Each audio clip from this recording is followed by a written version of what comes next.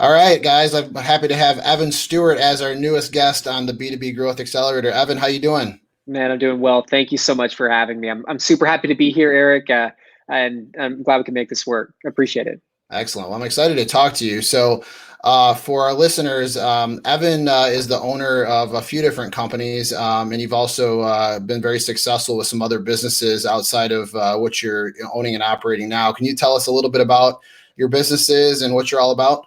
Yeah, sure, absolutely. I've been through the ringer a couple of times, right? Positive and negative. And like you, I know that you're really gifted in sales and just Hmm. making revenue happen. And that's one of my areas of strength as well is just finding revenue. And so my most successful business was the one that I exited in 2019. It was a real estate company that I started from zero, from being broke, figuring out how to buy groceries, to eventually building it to a multi 8-figure book of business, and then exiting. Wow. And so now I got my hands in a couple of different things. I have a lot of intellectual property, especially in the medical space. I'm working on some cool projects there. And then of course my big thing right now, the powerhouse that we're really working with is Obsessed Academy. So essentially how we've built, scaled, and exited. We'll go into the lives and businesses of other people trying to accomplish the same thing and help them achieve the same goals, the same results. Awesome. So, Mhm. so you went basically from broke to millionaire, and obviously that doesn't happen overnight. Were you No, were it you, took were about you 7 years. 7 years? Okay. Yeah, Were little less. you expecting that kind of success, or like was that the goal? So yes, actually, Okay. black and white. I knew since a very young child I was going to be successful. I just didn't know how. Hmm. And so I only dive into things that I can get obsessed about, right? I only dive into things that I can really put my all into, because I believe that's a huge component of what drives success. The goal was, yes, I was going to be that successful. To be extremely candid, I was surprised by, 7 years is a long time, but it's also a pretty short time Hmm. in the business world. I was surprised by how quickly we were able to gain so much momentum and notoriety. Hmm. Um, because by the time I exited, we were a pretty high up there in the Texas rankings of who to look out for as far as real estate companies. And I mean, we were in the top margin of experts and brokers, and that was my specialty, was brokering. And so that was a big deal, and that was pretty cool. And so I knew that it was going to be successful, but the thing that I had really learned through that experience, and I'm super glad that you touched on this, is because success is not all just money. And yeah, you hit a certain point to where you make the money, you hit the 7 or the 8 figures or more, and a lot of problems go away. But what I had found through that time is I had the financial success, but I had let so many other aspects of my life fall to the wayside Hmm. because I was pursuing that one goal, which was a number. And the Right. interesting thing about a number is I remember when the business hit 5 million, it was like, oh, it's a big deal. And then it was 12, and then it was 18, and then it was 22, and then it was 28, and then it was 30. And then all of a sudden the goals just became bigger numbers, Right. because 35 and 8 feel very similar as far as a goal. Right. And I know that sounds crazy, but there's so many more aspects to it. And so it was a great season in my life. It provided a lot of opportunity, a lot of finances for my family. And it was time to move on to where we are here and pursue some of those other aspects that I had been missing for so long. Great. How did you get into real estate? I, well, if you really want to know, I had sold my previous company before that. It was a Okay. small exit. It wasn't anything huge, just a technology, company. And I had a little bit of cash, and I was bored. And I was trying to figure out, I just wanted to go to work. I'm just a worker. I love just putting my name to something. Yeah. And I was too egotistical to pick up a job other than something at the time, other than something that was mine.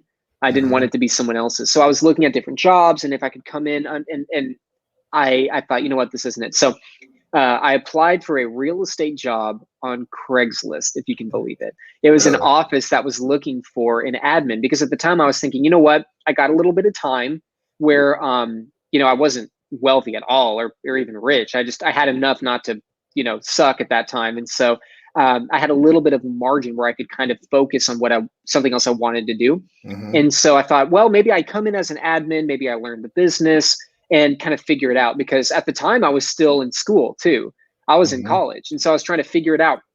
And I have a great conversation. He says, you know what? You've got experience in sales. You've driven revenue. You've got business experience. Why don't you just become an agent? At that time, it was just an agent. So I thought, okay. And I just, a couple months later, I was an agent, and they sit me down at this desk. Day one, a desk of papers stacked so high, you'd have to move them. And it was he said, this is everyone who's called into our company in the last 5 years. Start calling them and see if they're still interested. Day one, I was so inexperienced, Erik. I couldn't even tell you the price on the home I was looking up. I couldn't even tell you. Like the first call, I'm sitting there on the phone, and he says, yes, actually, we just passed this house that was, 123 Main Street. How much is it? And I couldn't even log into the email. I didn't even have my password yet to tell them the price. I called them back 3 times. Eventually, they didn't even pick up anymore. So my ego drove me into something that I could massage that. The seasons of wilderness that I had been through in that time dropped that ego and really taught me humility. And I fell into it in the most ungraceful way. But boy, was I glad I did. Yeah, there's a lot of stories like that, right? Yeah. I don't think there's a lot of people that are, uber successful that it was just a linear path, right? Where, you start here and you end here. It doesn't work like that. No, it doesn't. So people are going to want to know this, right? Because I want to know. And if I have a question, I'm like, okay, somebody else is thinking the same thing. So you kind of just breezed over this whole idea of it was this small little exit that you made. Yeah. So I have a lot of people that listen to my my podcast and follow me that are either a bit younger. They're trying to find their way in sales and business life. And for no one that's ever started a company before, one, it's incredibly hard. But when I hear, hey, I just had a little technology company, made a little bit of money, was sitting on some cash, and I got bored, I feel like there's probably more to the story. And I know you can't probably share everything, but how did you even get into that? Like a technology company? Are you like a computer guy? Are you into IT or? Well, it was a technology. It focused on technology sales. So again, it was falling into the thing that I was really good at, which was sales. I have a really high need for positive, transformative relationships. Mm-hmm. So because of that, when I communicate with people, I don't communicate because I want something. It's because I want to be something in the relationship into you. And that speaks volumes in sales, because so many times I pick up the phone, hey, Erik, I want to get into your pocket instead of I want to get into your life. And since that's how I'm hardwired, naturally, when it's time to build vested relationships and then sell a product, the product typically moves faster. It's not a positive or a negative. It's just how I operate and what has worked well for me. So the reason that I say that is because when I was young, so I've always been entrepreneurial. I grew up in an entrepreneurial family. My father is a business owner. He started a company. He was in a technology company, a really niche, like circuit design and manufacturing for medical, military, and industrial, applications. And so super niche. Someone says, hey, I need something to work. He's the company that figures out how to make that little light on that part of the board light up. And when that happens, it's good, right? But growing up, he started his company after my brother and I were young, and I have a baby sister too that's younger. But we were young, and he started it. So I remember watching him go through, as a kid, not knowing what it meant, but watching that. Before him, my great uncle was a very successful entrepreneur, multi-millionaire in the 1940s. And so he did well. And I don't come from a family that's extremely wealthy, but I came from a family that worked hard, and people that I was able to watch that. And so growing up, it was always, what service do I provide or what business do I start in order to make money?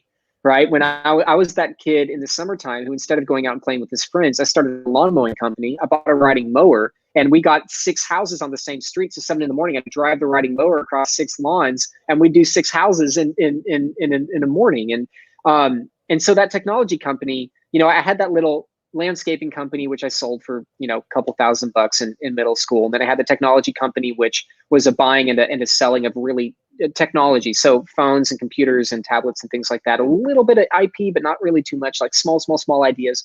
And when I was in middle school and high school, so 8th and 9th and 10th grade, that little company was actually throwing me a couple $1,000 a week free and clear, which it's nothing to brag home about. But when you've got no expenses, no income, and you're just a kid slinging around computers and you're pulling in, $3,000 to $6,000, that's a pretty good, that's great. And so I sold that to a administrator at my school, who acquired the book of business, since obviously my network was through the school, and continued it. And then I don't know what they did with it. But so when I say exit, I mean, it was small. It was, thousands, not hundreds of thousands. But Right. but at the time, when you have no expenses, and I couldn't even take out a credit card because it wasn't even 16, or 18. It was a big deal. And so it's hard. It's damn hard to start a business, and it's really hard to exit one successfully. But every venture, business is built for two reasons. You either be the best or you exit. Or well, the third is not a reason, but the third is you just die in the process, which is most, unfortunately.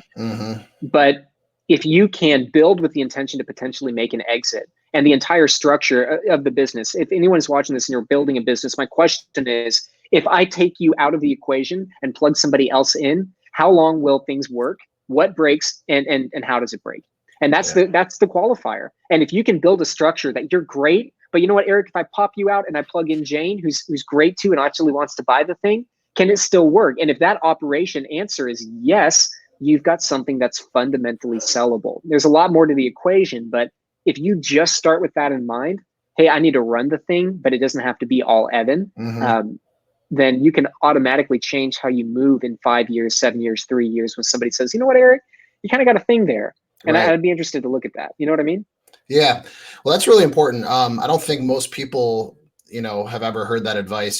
Certainly people that have bought and sold multiple companies would know that. I can tell you that, going through the process of writing a book or, building a course, it's weird because I've been selling for 19 years.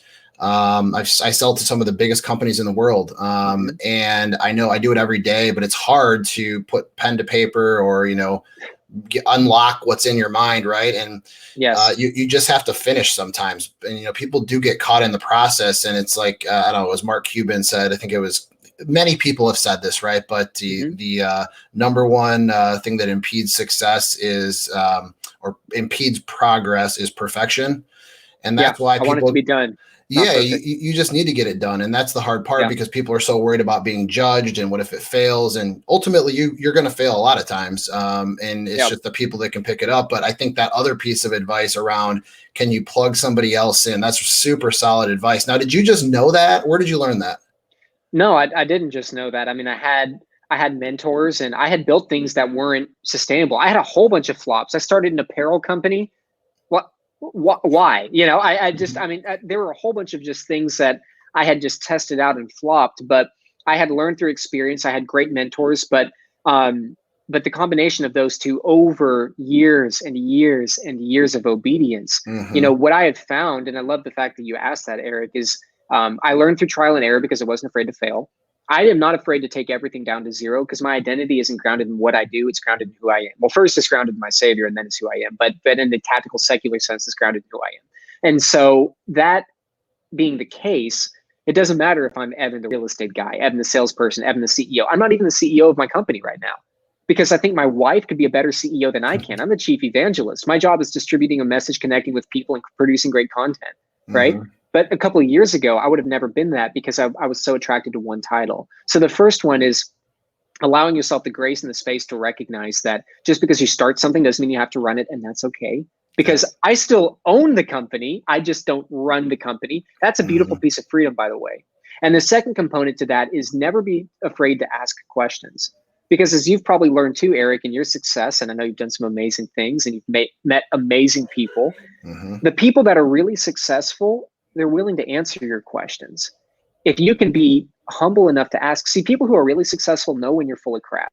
So if you come up and you're like, yeah, man, we're doing super well and life is good. And people can see through that. Like if you're really struggling, sometimes it's powerful to say, hey, you know what, Erik, I know you've been really successful selling for some of the best companies in the world. I'm trying to start my company. I'm really struggling here and here. And I'd love to ask you a question about how you selling this product might relate to this. Can we talk about that? And yeah, sometimes there's a course or things that you can get plugged into, but sometimes you can just say, yeah, I'd be happy to answer that question. So many people have just said, you know what, Evan, that's a great question. Let me answer it. Hey, how do we build something to exit? How do we build something to franchise? I see that you started this company from nothing and that you've got 15 franchised locations. I'd love to ask what was the first thing that you needed to know when you were building that? Yeah. That way I can learn from your mistakes instead of making them again on my own, you know? Yeah. I mean, I almost feel, I don't know what your viewpoint on colleges and universities and things like that. Obviously, I think sometimes, Gary Vaynerchuk is misunderstood sometimes around whether you like him or not. Some people don't like that he cusses and all that, but he's a very real guy. And I don't know that he really believes that college isn't the right thing for everybody. I think he just thinks that it's not right for everybody. It's not that it's bad. College is great. He went to college. Yeah, he did. But I do think that the one thing that college does not teach us, and I wish I would have known it a long, long time ago, because it's probably the one trait, and I haven't perfected it. It's something that I have to work on all the time, is just vulnerability. It's the most powerful trait I think anybody can have.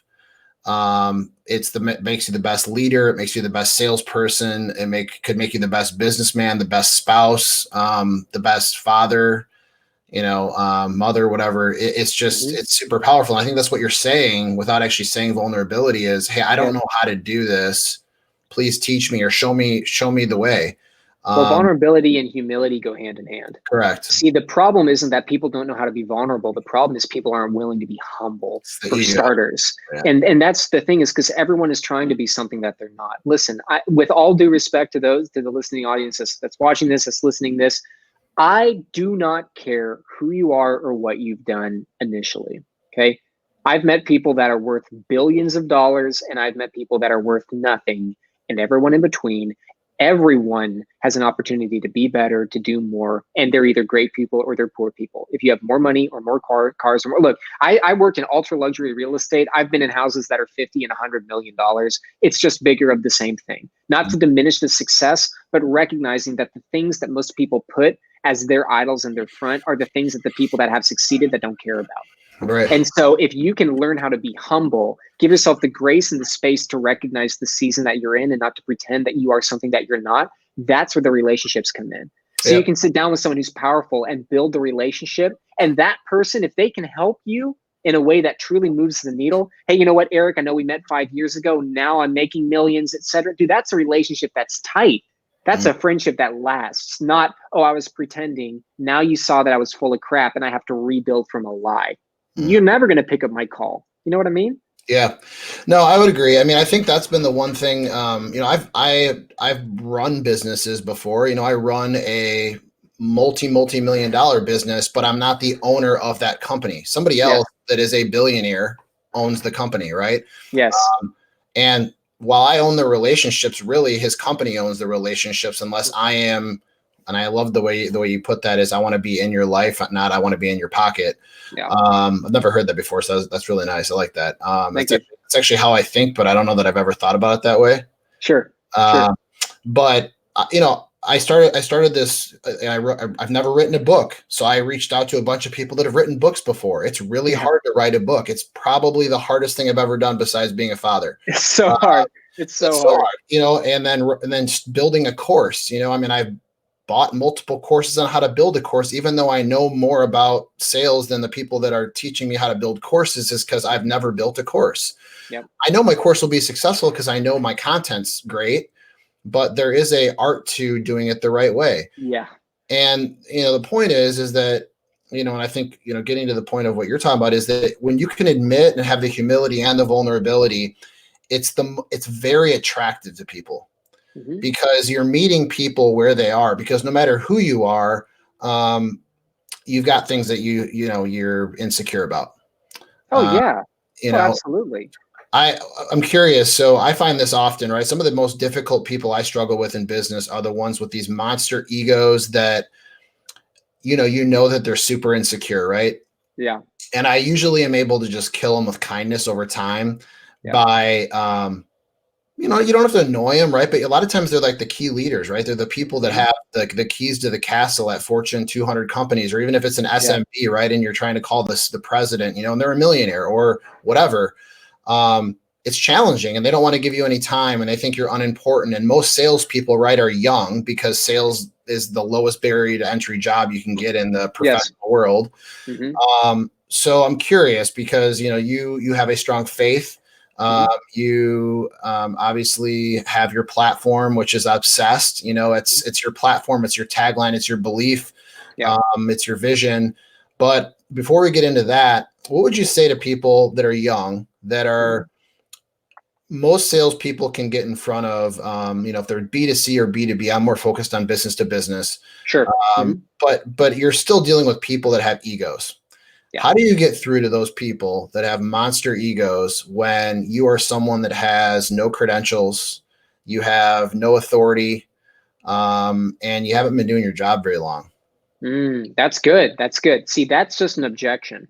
And I love the fact that you touch on that because I struggled with that. I was the young guy. I have a beard for a reason, Right. it makes me look a little older. And so, but before I had a track record, it was that same thing. I have no beard, I have no track record, and I'm still trying to sell. And I've done B2B, just B2C too. I've done both of those. Mm-hmm. And you can play into it, but really what that is an objection.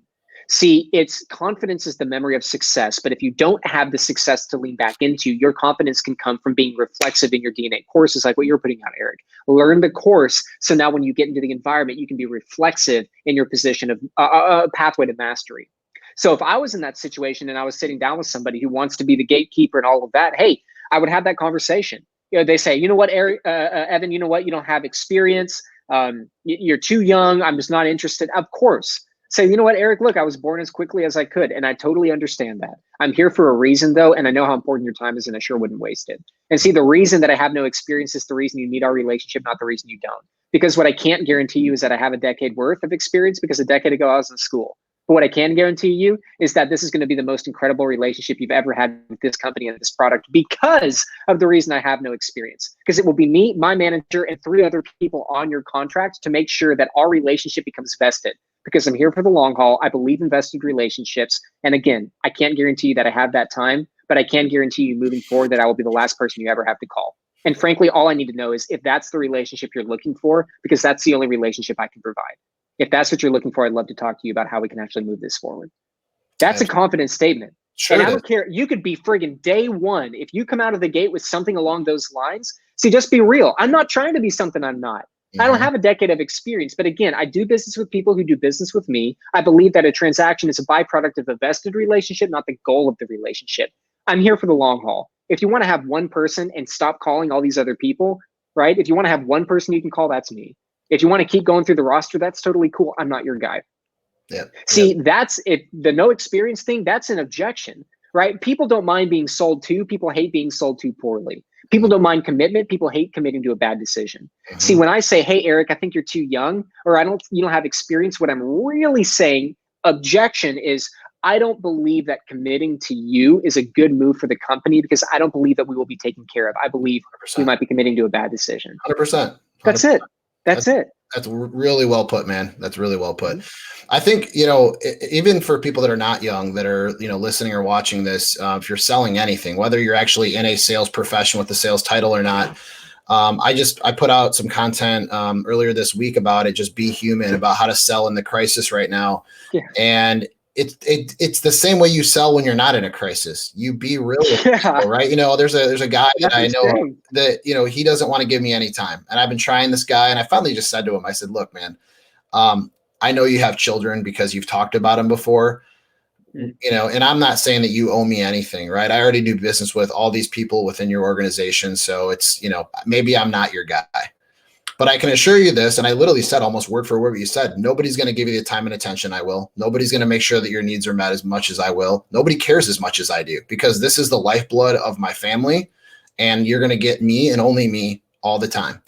And I said, ultimately, I go, if your son or daughter was talking to someone and they were in sales, and he goes, well, they'll never be in sales. They're going to be a scientist or da-da-da. And I said, regardless, if they were being real with a customer and said they're going to give it their all, wouldn't you want them to have a shot too? And he actually hasn't given me any business yet. And this is a company that, we do millions of dollars a year, but he doesn't owe me anything. Yeah. But I was just very real with him on, I have arrived in the company, but to him, I have not arrived. And we're a big company, but we're not as big as the companies he normally uses. Sure. And so, your differentiator, right? Your key to unlock that, from what I'm hearing you say, and it's also what I believe, is be real, be human, be who you are. And, the one thing that requires no skill is effort. And just and sometimes the key differentiator is you. Right. If you don't have experience, see, the biggest tell of an amateur is, oh, well, last year my company did $1 billion in sales. What did you do? Right? Well, no. It's the key of an amateur is immediately pushing off responsibility of success because they have none to lean into. Right. And most people won't outright lie. Some people will. But sometimes the key differentiator is you. Hey, you know what? This is what I can do. Right. And I can be here. And if you don't want that, that's totally cool. Sometimes it's you in relationship to the product. Well, I don't really like you. Well, that's cool. You don't have to like me to love the product. Right. Why don't we get you set up and then I'll move you over to Jane, who's going to take great care of you. Everybody likes Jane. She brings cookies, you know? Yeah. And so if you, I think the biggest thing, regardless of if you're new, if you have experience, the biggest thing to earning more money and breaking down those barriers is eliminate your need to be emotional, right? People, when they present those types of statements, they're not attacking you, they're protecting themselves. Mm-hmm. See, I love hearing things like that. When people state that, I actually get excited because A, it means that somebody thinks highly enough of herself to actually protect herself. Mm-hmm. And B, I made a decision to work with clients that are valuable. Valuable things are protected. So therefore, when the walls go up, that's not a reason to get emotional. Oh, well, you don't like me? I don't need you to like me. I need you to buy my product, right? That's why I'm in sales, not in charity, right? And so when you can drop that need to actually be emotional and to have your emotional needs met, if you can use logic and still be yourself, I mean, that's huge. There's so much power and weight behind just the respect. Hey, you know what, Erik? I totally understand. I appreciate and I respect the fact that you haven't purchased from me yet. And this is my thoughts on it. Let's have a conversation about that and just be you. You know, I don't need you to buy from me. I just need to have a pretty strict yes or no. Let's talk about that. You know what I mean? Yep. I would agree. And before I want to jump into obsessed and what that all means, because sure. I'm excited to learn more about it beyond what I've read. So I think like for our listeners and viewers, right? So when you talk about instead of having the ability to you called it being reflexive, is that the word you used? Mm-hmm. Yeah. Right. So to make sure I'm the way that I would say that, right, is when you prepare and you have enough skill, you're not just reacting with emotion.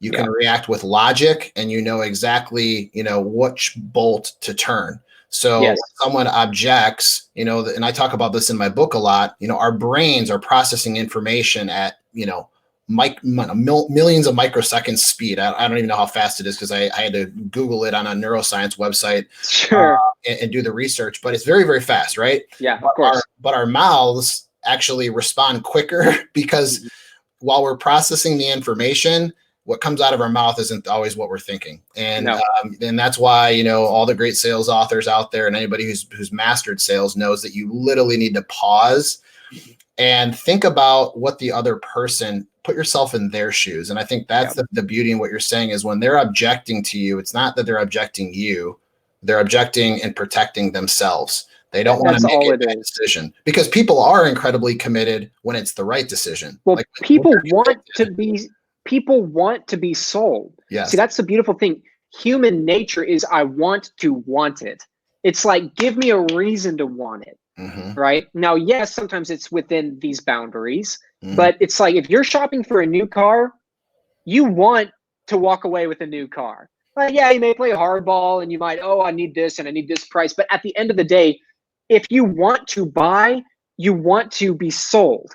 And see, that's the beautiful thing is sales, everybody fluffs it up like it's this big scary monster. It's just normal people having a conversation around a product or service and trying to find a mutual conclusion. That's it. There's no weight. If you walk away empty-handed, so friggin' what? If you walk away with $1 million deal, tomorrow's a new day. And it's just, if you can neutralize the emotional landscape, you will move so much further. See, my sales didn't start popping until I stopped being emotional.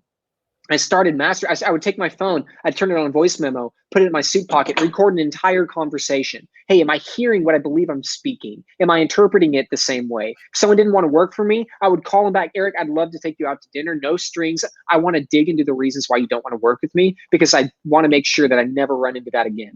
Let me take you and your wife to a great steak dinner and learn why you don't like me. Dude, those are weird things to say. And people will say yes. Have you ever taken someone out to dinner and you're eating steak and having wine or talking about the reasons they don't like you and you're like, I love this. I mean, it's a weird space, but when you can really get obsessed about mastering that concept of neutralizing that field and have those conversations again and again and again, everything shifts, right? Oh, I think you're too young. Hey, I respect the fact you feel that way. Crap, if I was 45 and some no bearded 20-year-old walked in trying to move my property and try to sell me this, I'd probably think the same way. Right. Like, Right. I get it.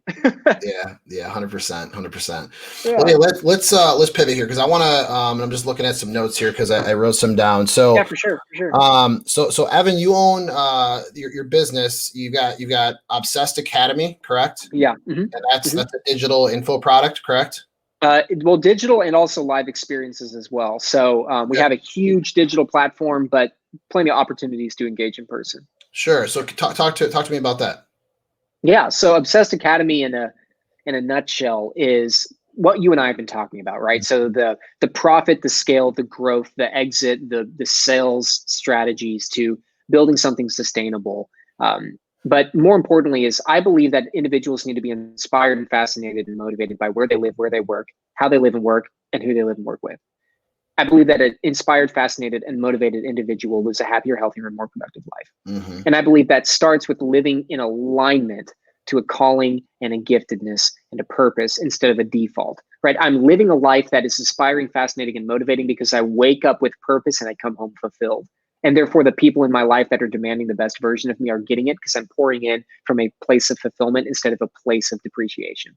And so what we do is we scale purpose-driven lives and businesses through those tactical strategies in relationship to an individual's calling, purpose, and giftedness, or in a company, a mission of the company, that type of thing. So it's always back to a greater mission, a greater purpose, because that's the real component of sustainability that I've seen. The most successful people I've ever worked with, the reasons they're successful is because they can put in the grind because it relates to a larger calling, if that makes sense. And so we've got a huge online platform that it's just been shooting through the roof. We just dropped 20 videos last week, another 30 videos next week on these same concepts as everyone's been home, obviously engaging online. We've got really intense deep dive boot camps, super awesome mastermind retreats in beautiful places with professional athletes and executives and really fun, kind of cool, high level stuff. And then, of course, we've got the really huge Obsessed conference, which is still going on in October. This year, it's 50,000 square feet in an old bomb factory on just how do we get you immersed in that environment of obsession where you walk away, you come as you are, but you walk away fulfilled and transformed. Awesome. That's great. So, you obviously, how did you get into creating Obsessed? Were you've obviously been very successful. You've made millions of dollars. Did it get to a point of, hey, I now want to inspire people to do what I've done? Is that what was the driver behind that?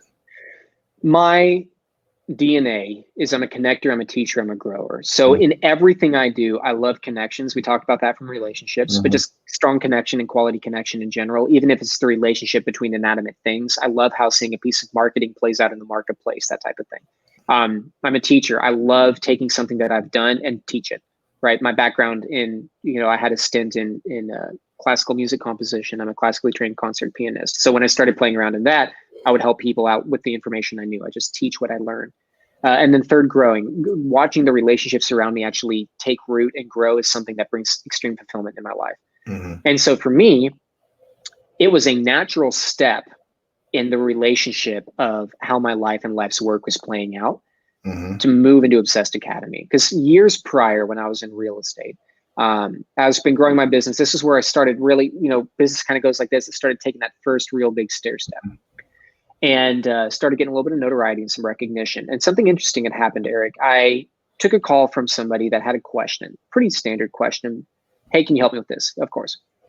And I remember I was in my car, I was on speakerphone driving, and about 3 hours later, I took another call from another friend that's like, hey, I have a question. And almost word for word, it was the exact same question and the exact same answer. And it was like, ding, wait a minute.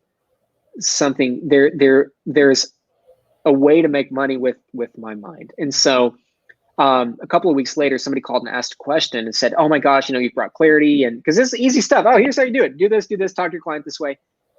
They said, oh my gosh, this is great. Have you ever considered coaching? I was like, oh yeah, I'm sure I'll coach you. How much is it? I go, it's $1,000. She goes, oh, $1,000 a month. That sounds great. Let's get started. And I thought, that's kind of interesting. And so I just kind of put it out there. And within about a 2-week period, I had about 8 people signed up. Mm-hmm. And I thought, okay, that's kind of interesting. And so it started this journey of really diving deep into the things that were working, structuring, because you talked about it, coursework is hard, and structuring out how to actually build and teach the things that came naturally in a way that other people could adapt. How do I speak? How do I communicate, build relationships, objections, make sales, build business, that type of thing. And as that continued to grow, and then I was making an exit strategy in the other business, there was this time last year of about 6 months where the transition actually occurred. OA just really started taking off, and I made that exit. And so now it's all that we do. It looks like on the outside, it looks like I just did this and did this, but it was really about a 5-year transition period of growing that, exiting my other company, and now this is all we do. Great. So one of the questions I know that I have, and I'm sure there are people listening. So, have you ever been around a successful person and you're like, hey, I wish I could speak like them. I wish, the vernacular they use, the words Yes. they use, the way they speak, it's just very comfortable. Yes. So you're very good at that. Well, thank you. And I would say it's not surprising to me that you're a man with faith, because in faith in God, because you speak almost like scripture a little bit. And I mean that in a very positive. And I'm not a religious person, but I've certainly read the Bible, and sure. You speak very much like you can preach the good word, and I mean it just a little bit. Yeah, you're good at it. So, but it's a really important part of sales and business is, when people say, hey, salespeople have the gift to gab. And then other people say, well, no, you really just need to ask questions and listen. And it's like, then other people will say, well, that's not really a conversation, right? It's really 50-50 is really, the way a conversation happens. That's right. So have you always, been able to speak the way you do, or did it come at a certain point? Did you get it through reading, being around successful people, a combination? Thank you for actually touching on this topic of the importance of that with sales, because not a lot of people actually do. So I love the fact that you were able to identify the importance of that. Obviously, some of it in your experience, but now that's an exciting question. So I grew up with a mother who was an English major and very successful, summa cum laude, or magna cum laude, excuse me. But she knew how to speak and to read and to write. And so growing up, when I remember as early as kindergarten, she had us working through novels and learning at, cursive, which of course nobody uses anymore, but, learning how to write and how to speak. And one of her beliefs and her principles was, there is such an importance to communication. See, people think that the number one form of communication is how you look, but it really is before that, it's how you speak. Because how many times often have you met someone after you've had a conversation with them or communicated with them? And my father, so I'm from Texas, right? I'm a Dallas boy. I got a little bit of a Texas accent somewhere there, especially if I say Texas. But my family's born and raised for generations in Texas. My family came to Texas on a covered wagon, so we've been here for a while. And my father had a Texas accent, and he broke it because he talked about the importance of perception in your communication.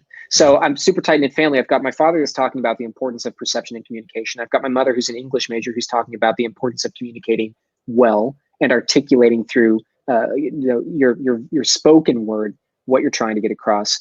And so that was the environment that I was raised in for so long. And so it is the number one most important thing in sales.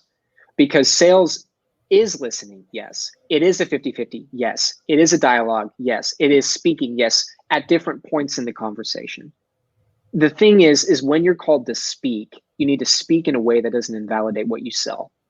And so when you can speak in a way that brings conviction out in your voice and in your spirit and draws and connects with another individual in a similar capacity, there's a very good chance you're going to have a sale there. And so my ability to communicate well is twofold. It was growing up in that environment. And then when I started really needing to be successful, right? I started where I didn't have a lot of money. And so I had to make it work. Really needing to be successful and figuring out the little strategies and the tips and recording and voice memos. How am I speaking and word replacement? So instead of saying, instead of saying dialogue, I'll say vernacular. And instead of saying, you're replacing all these little pivots and just elevating the vocabulary. That's really, really important to me. And then now, since I speak around the world and I work with companies and I have a lot of content, I see myself on camera, I have my podcast. So you listen to it, you start to learn what hits well and what doesn't. And so I think for those that are watching that are thinking, oh, well, you have the gift of gab or something. Mm-hmm. Yes, not everybody is born into an environment with an English major mother. I get that. But everyone can communicate in a way that's natural and draws out conviction in themselves and their spirit and in their product or their service. Man, if you can just do that, there's such a strong opportunity for a sale there. There's such a strong opportunity. Yeah, I mean, your ability to connect with people is important, right? But I think that this is one of the things, right, where people that want to be great and are obsessed, right? And we got to get to this question. What does obsessed really mean? Because I still don't know. Like, that's like the topic of my mind is it's on my mind is like, what does obsessed mean to you? But if you are obsessed about success, you're going to do whatever you need to do to be great. And a lot of times it's the not very sexy stuff, right? I mean, it's funny. I hear you talk about recording yourself on your phone, and it's like, I can't tell you how many times when I was starting out in sales that I would leave myself voicemails, and I'd be driving to client appointments, and I would literally practice what I was going to say and the questions I was going to ask and how I was going to ask them and the vernacular I would use and, the different, like how I would pause. Like, it felt like it was a long pause, but you know what? It actually wasn't that long. It was actually quite short. And it's just these little things, right, that we do, but they make a huge, massive difference. And those are the things that separate those that are successful from those that are not. That's exactly what it is. One of my favorite quotes by Tony Robbins is, what you do in private, you'll be praised for in public. Right. And when I was growing up, I've never partied. I've never even been drunk or high. I've just always worked. And that's not I'm holier than thou. I've just been too damn busy. Like I've never had the time. And so the biggest recognition for me was going through that season of college. And then I dropped out of school because I had started another company, or my real estate company at the time. Of going through that season and kind of going through these relationships of late teens and then early 20s and then mid 20s, and then seeing the world around me shift of these people that were wasting so much time when you could fail. Many of them weren't married. And of course, everyone gets older and gets married or starts to connect in relationships, but many people weren't married, didn't necessarily have kids. I mean, there's such an awesome opportunity. My biggest failures happened during that time. Hitting that, I didn't declare bankruptcy, but between you and me, like, bro, I was bankrupt, like hitting those huge lows where the only thing you really might lose is the tiny little bit of comfort that you got. There's such an amazing time, especially, and you mentioned a lot of your viewers are younger. There's such an amazing time to put your head down and work. And I remember when I was in a college town after I left school, but I was still in the town, hearing the party outside my apartment window. And I'm sitting there and I'm taking coursework and I'm learning. And some of it I loved, some of it I hated. I'm learning how to master my craft. I'm diving into numbers. I said, I will not be invalidated. My big thing was, if you just ask me a question, you will be sold. It doesn't matter that I have no beard. Doesn't matter that I'm young. Doesn't matter that I don't have experience. Just ask me a question, right? The best way to overcome for lack of experience is a high level of competence. Mm-hmm. And so, diving into that, if you just put in that obedience, it might not produce results immediately, but it will produce results for sure. And you can stick that out. I mean, I would not change that. In fact, if anything, Erik, I would actually work harder if I went back to do it again, just to see the amazing trajectory. And now, God willing, I'll be able to be here for my children. We don't have kids yet, but my wife and I, when we do, I'll be able to be here instead of go through that season of my life when there's so many other demands on my time. God forbid I go to zero with kids. That I can't justify that to my family. You know what I mean? Sure. Yeah. Well, I don't know you other than this conversation here, but I can definitely tell you'll be a great father. Thank you. A great example for sure, man. So like, as we kind of like wrap up here, tell me, you've got Obsessed Academy, you've got the live events, you've got the podcast, and we'll at the very end of this conversation, we'll make sure that we say all your handles so people can follow you, because it's incredibly important that we share the platform. What does obsessed mean, though? Because before you answer, I have been told that I'm someone that's, either obsessed about money or obsessed about being successful. You're too obsessed with work. And my wife and I talk about it all the time. It's a hard balance, right? And I tell her that for me, it's all in the same bucket. Mhm. I'm obsessed with being great. I want to be the best father, the best husband, the best at my job. And sometimes, if you have all these different buckets, sometimes one bucket's a little fuller than the other. Yes. And then you got to pull back and put some more, fill up the other bucket, right? That's right. That's right. But talk to me about what that means for you, and like, where did that come from? Well, again, trying to find words that I had identified with. It was when I was starting to publicly put out, because I worked so much in private before social media, and oh, you talk well, you should start a podcast, all this. I think, you know what, I should. And I was trying to find a word that I had identified with, and I was going back and I was thinking through these threads of consistency, things people had told me, things that were I believed to be true. And it kept going back to this one. I would call people and just say, hey, Erik, we grew up together. Tell me about what are some defining words that you have of our relationship? I'm trying to really dig into who I am so I can present the right version of myself to the world, the authentic version of myself to the world. And the things that I was hearing were pretty similar to like maybe what you've heard. I think a lot of successful people, oh, you just go all in, or you just see red, you just hit this one thing, and then it's like, no, there's no way to get your attention. You're just going, you're going, you're going. And that's a blessing and a curse. But what I recognized there was, I thought, you know what, the only word I could use to describe that was obsessed. Mm-hmm. Because obsession is well, it is and it isn't. I'll talk about what it is in just a second. But in a fundamental sense, obsession is a singular, all-consuming passion, right? Whether it's positive or negative, it's singular and it's all-consuming, right? You can be obsessed about doing great things for your family, and you can also be obsessed about heroin and sexual addiction. Which one of those is going to produce a better life, right? And so, but as I started to dig into that and started to present it, you get hit with that word obsessed. It doesn't quite mean the same thing to some people. And I recognize that there are two types of obsession. And this is where I started to develop my concept of obsession, which is really the platform that I speak to now. And the number one thing that I'm called to speak around the world on is identifying what it is and what it isn't, and then how it plays out in a person's life and business. See, I believe that there's two types. There's a healthy and an unhealthy obsession. Unhealthy obsession is what we think of typically when we think of obsession. Most people, it's mania, it's frenzy, like addiction. Like addiction. Right. Exactly. Right. Like when people say like, oh man, the stalker is obsessed, the serial killer is obsessed, the obsessive, it's unhealthy. See, unhealthy obsession is a linear movement. It begins with a need to overcome and overcompensate negative emotions, shame, guilt, abandonment, stress, anxiety, loss. Mm-hmm. It is a linear movement that always ends in a lack of fulfillment and regret. Mm-hmm. Right. So an example that I use is, as I was going through that statement, I had heard a story about a man who his wife had left him and started dating someone significantly wealthier than he was. This man wasn't a poor dude. Like it wasn't, she just leveled up. And so he gets in the office, he gets in the gym, starts working more, working harder, and he builds up his bank account and he builds up his biceps. At the end of that entire experience, he was still faced with that loss and that shame and that guilt and that abandonment. Even that looked healthy was unhealthy because it stemmed from a need to overcome those feelings, and it ended in lack of fulfillment and regret. He was obsessed with emptiness. That's right. That's right. And that obsession is what most people think. See, I believe that true obsession is a cycle. It's an emotion, it's a mindset, it's a discipline. Mm-hmm. See, I believe obsession starts with an emotion, which is a point of revelation. Revelation is not the skies opening up saying, God, Erik, you need to no, that revelation is like, you've probably felt it, right? It's that gnawing at your soul. It's coming home to your wife just saying, you know what?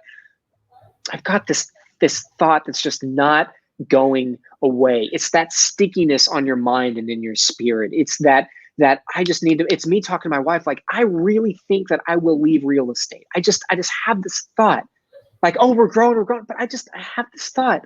I have this thought, and I don't think it's going to be now, but I think it will happen. It's a revelation. It then moves to a mindset, which is a stage of preparation. Preparation is working your land, is planting your seeds, is taking root where you're at so you can prosper, right? So it's an emotion, which is revelation. It's a mindset, which is preparation. And the third is a discipline, which is cultivation. Cultivation is not my life is great. Cultivation is I know for a minute I have a glimpse into this future. Cultivation for me was the first Obsessed conference and looking in that room, which was small, of 150 people saying, I'm onto something here. Cultivation is a moment of maybe you make that first sale and you get back in the car and you think, I can do that again.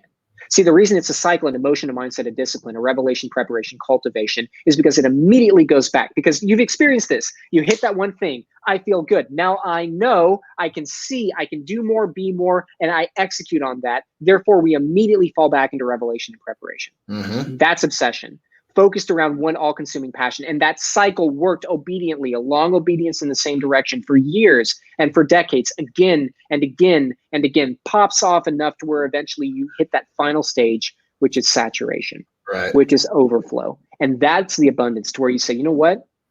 I actually don't have to work if I don't want to. My kids are probably set. In fact, my great grandkids are probably set. I've got everything we need and we can only focus. That's when you hit such a high level.